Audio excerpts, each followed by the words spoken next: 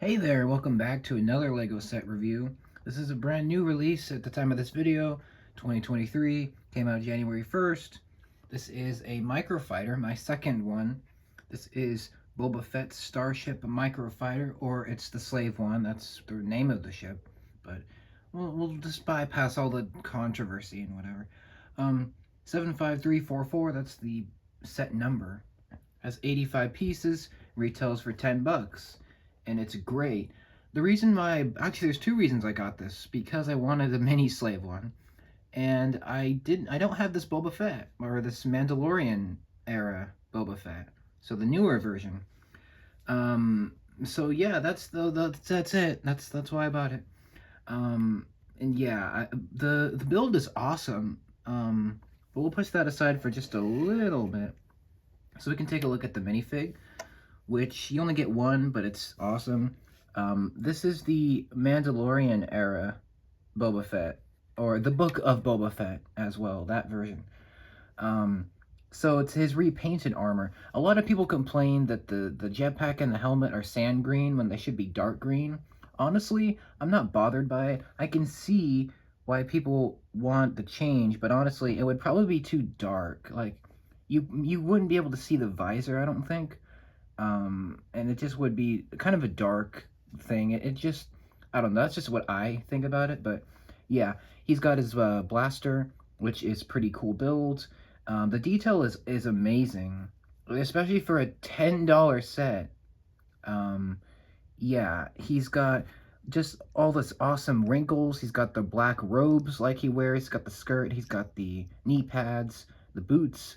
He's got the armor on his chest. He's got the sweet looking belt.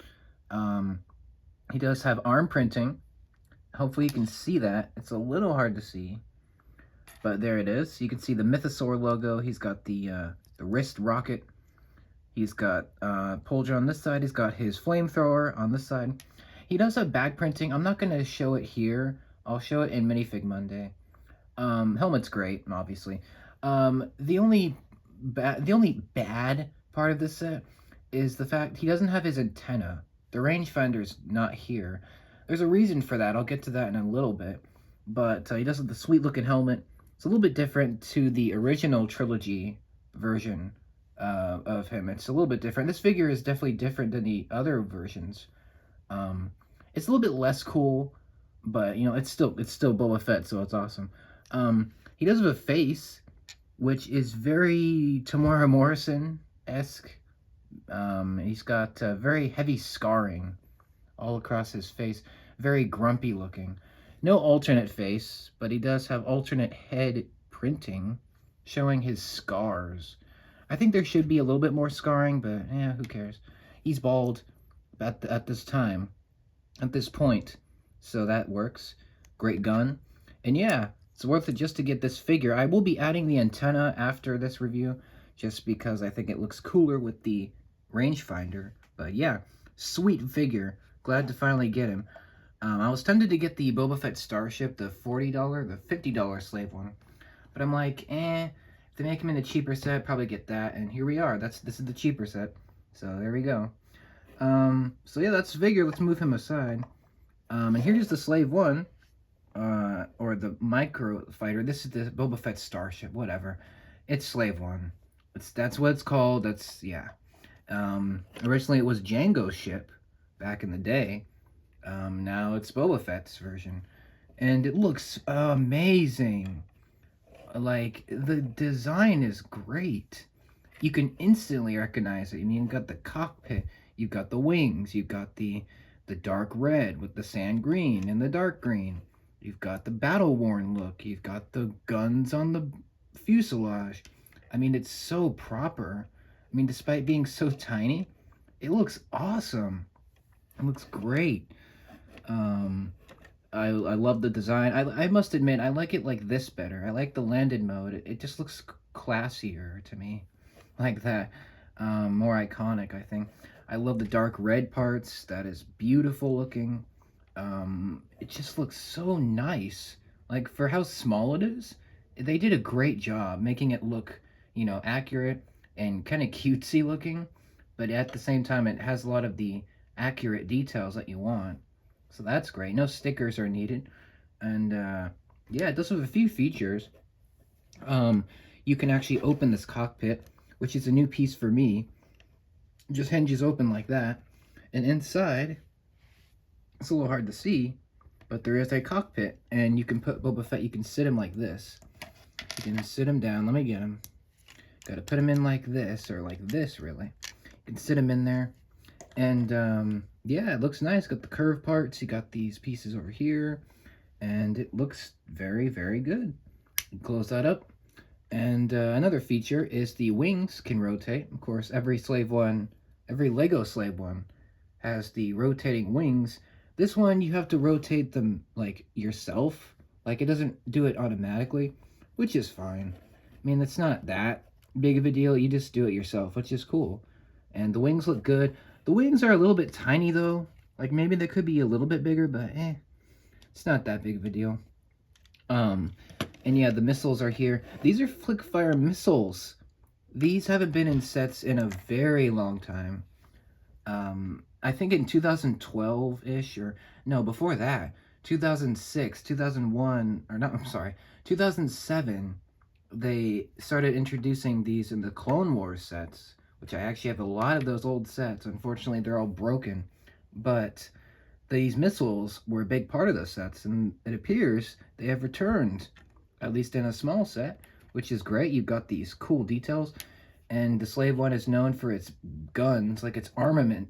It has so much weaponry, and yeah, it's got these little missiles. You can flick them out. I'll show you that in a little bit. But the most iconic part of this ship, of course, this is only the landed mode. It's supposed to be like this, like the flight mode.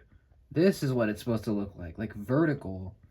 And it's so cool looking. And obviously you can rotate the wings like this, like flight mode. And you can, rotate however you like. But these missiles here, they actually work, so they're not just for show. If you want to actually flick them, I don't know how all this is going to work on the camera, but you flick them like that, and there you go, it's gone forever. The only criticism here is when you flick the missiles out, it leaves these holes, and it doesn't look that great. But you know what? We're just going to put those back, because why not? And yeah, I'm not losing those. So that's good. They're built really well. I like all the sand green, the mixture of like the dark green. It's a very old ship by the time Boba Fett gets to it. In the Clone Wars, it was newer, but now it's just beat up and old and just, it's been through some stuff. But yeah, I did want to show the back of it. It's not as detailed as you might think, but this piece is very needed to make it sturdy. It does have the sensor dish, some orange detail for the engines, and yeah, that's it. Looks nice, and the shaping is really impressive for something so small. It just looks so great. Also, I do want to show Boba Fett can go into the cockpit. The reason why they didn't give him his antenna in the set is because, this is the reason, because his helmet is so round, it's such a tight fit that the rangefinder it just wouldn't work. Like, it just wouldn't fit in the space, so that's why that's not there. But it's not a big deal. I mean, you could, if you have like lots of the older, if you have like the Mandalorian Battle Pack or like something with a Mandalorian in it, you will have the antennas, which is great. So I have like a ton of those, so that's not a problem.